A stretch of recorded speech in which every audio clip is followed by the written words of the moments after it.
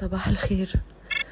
انا فكرت اكتب ولا اتكلم بصوتي، وحسيت انه انا محتاجة اتكلم معاكم بصوتي واقول لكم، لكل حد وقف جنبي، وكل حد دعالي من قلبه، وكل شخص حتى اكتشف انه بيحبني او حتى ما كانش بيحبني وقرر بإنسانيته وبحنيته وبقلبه انه يدعيلي ويدعمني في المحنة اللي انا عديت بيها. بشكركم من كل قلبي، من كل قلبي. انتوا دعيتوا وربنا استجاب، ودعائكم كان هو الدواء، وهو الايد اللي بتطبطب، وهو الحنية، وهو اللي وقفني على رجلي بعد ربنا وبعد الدكاترة. ومش عارفة اقول ايه، مش عارفة اتكلم،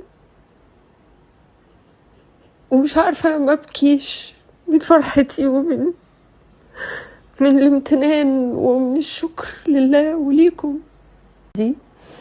وانا عمري يمكن ما كنت بالضعف ده قبل كده، بس انا مش خجلانة ابدا اني اكون ضعيفة قدامكم شوية، لاني بقيت حاسة ان انا حتة منكم، وان انتوا اهلي.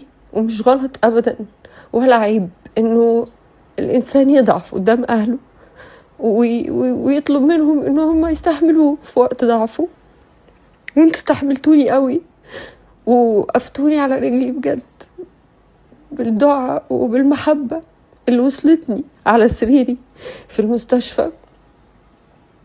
وكل ما كنت بفتح عيني واقرا كلامكم او يوصلني كلامكم باي شكل من الاشكال، وحبكم ودعائكم وامنياتكم وكلام الحلو الداعم جدا جدا الحنين جدا اللي كان بيطبطب عليا، كنت بصر ان انا افضل مفتحة عينيا. وهو ده كان اكلي وشربي، وكان دوايا الحقيقي.